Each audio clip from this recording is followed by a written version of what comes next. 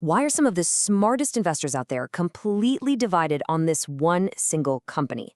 Well, on one hand, you've got a microcap business development company, or BDC, that is sitting on absolutely unprecedented access to the AI revolution. But on the other hand, you have critics pointing to some really severe structural risks. So we're going to break down the facts, examine their recent structural overhaul, and look at the actual math driving both the bull and the bear arguments. So let's dive right into this.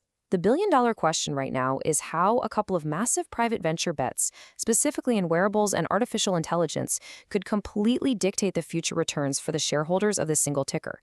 Because you have to remember, this isn't your standard index fund, right? It's a highly concentrated vehicle where a single liquidity event could literally change the entire math of the company. And this right here is the central contradiction we're looking at.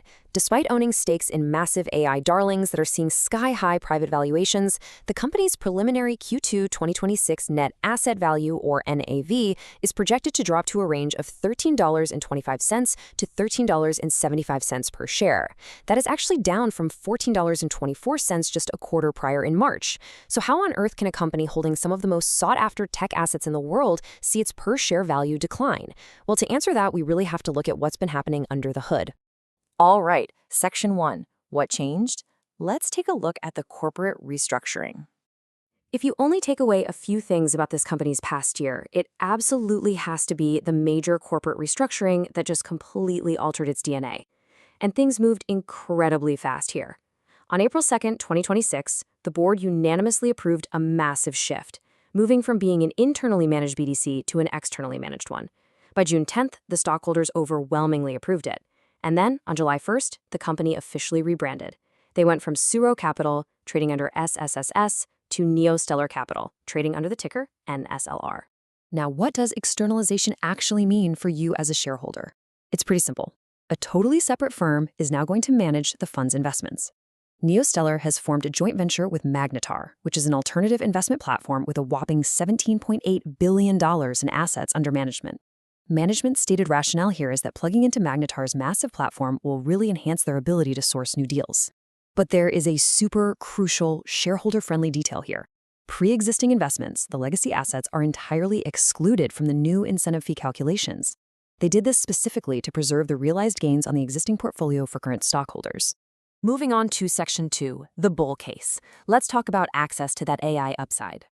Okay, let's lay out the absolute strongest possible argument for owning this stock right now.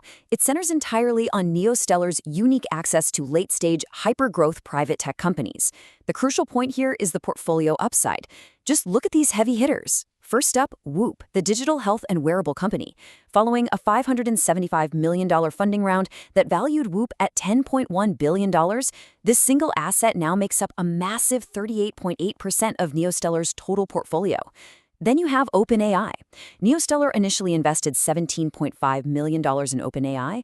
Following OpenAI's astronomical $852 billion post-money valuation round, Neostellar actually marked that position to $59.3 million in Q1. And finally, they just fully funded a $20 million commitment into TensorWave, which is a company building dedicated GPU clouds using AMD accelerators. But wait, it's not just those three. The bulls will eagerly point to a few other big catalysts.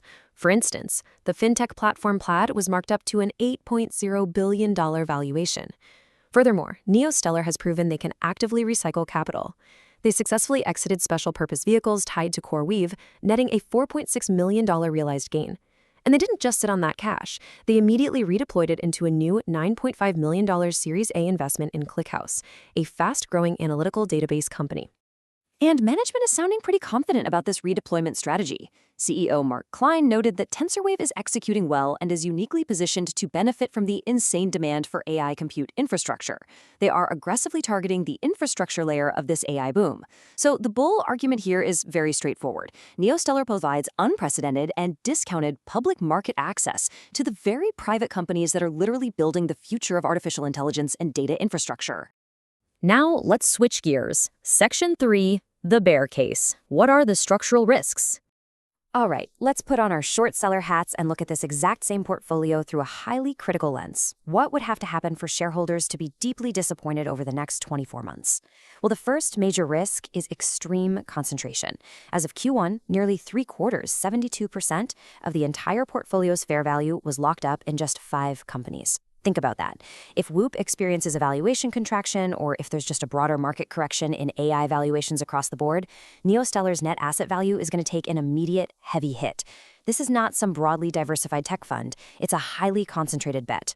Then you have the liquidity squeeze. Take a look at this contrast because honestly, the numbers here are stark. In Q1, the company reported massive total net assets of $361.6 million. But as of June 30th, their unrestricted liquid assets, meaning actual cash and publicly traded securities, had dwindled to just about $14.7 million. That's a tiny fraction. This means Neostellar has very little dry powder left to participate in new funding rounds or support its portfolio companies without either taking on debt or raising capital. Which brings us to a frankly staggering number, 57%. This is the fund's accrual ratio. In financial analysis, a high accrual ratio is a giant flashing red flag for earnings quality. It simply means that 57% of the company's reported earnings are non-cash. The net income they are reporting is primarily driven by unrealized paper appreciation, literally just marks on a spreadsheet, not actual cash coming in the door. And look, when you lack cash, you face very real operational headwinds. The bear case points out that to fund operations and pay for this new management structure, the share count increased by over 4% to 26.47 million shares by June 30th. That dilution directly contributes to the dropping NAV per share that we talked about earlier. Furthermore, Q1 saw an actual net investment loss of $4.0 million because operating expenses just far exceeded investment income.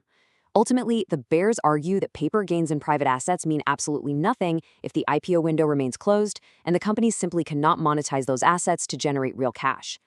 So where do we go from here? Section 4, what happens next? Let's talk about the catalysts to monitor. We've seen the upside, and we've explored the downside. Now let's filter out the noise. Here is a roadmap for the next 12 months, ranked in order of importance.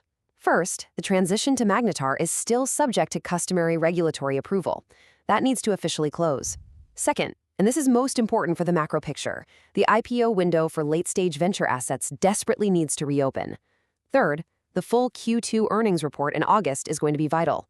Investors need to fiercely scrutinize the balance between real cash generated from exits versus mere paper markups. And fourth, any secondary market liquidity events or new funding rounds for Whoop and OpenAI will directly impact the NAV. At the end of the day, here's the absolute most crucial takeaway. Ignore the AI hype headlines. For a BDC like Neostellar, the only metric that truly validates the investment thesis is the conversion of these massive paper marks into actual distributable cash. Until they can actually exit these positions, the valuation is just a theoretical number on a balance sheet. Section 5, Final Thoughts. Let's weigh the facts. We've covered a ton of ground in this explainer. To sum it all up, completely objectively, the market might really be misunderstanding the dual nature of this stock. Bulls look at this and see a rare vehicle offering everyday investors discounted access to the private AI revolution, backed by a powerful new institutional manager in Magnetar. Bears, however, see a vehicle constrained by its own structure, a highly concentrated, illiquid portfolio that's currently burning cash, facing share dilution, and relying heavily on paper markups while staring down a closed IPO market. If I could only watch one thing over the next 12 months, it would be their liquidity. Because ultimately, you have to ask yourself a provocative question. If companies like Whoop and OpenAI achieve the massive private valuations the market expects, does it actually matter for this stock if Neostellar lacks the liquidity to hold its positions without diluting shareholders or lacks the ability to finally monetize them? That is the Neostellar contradiction. Thank you for joining me for this explainer, and keep a close eye on those SEC filings.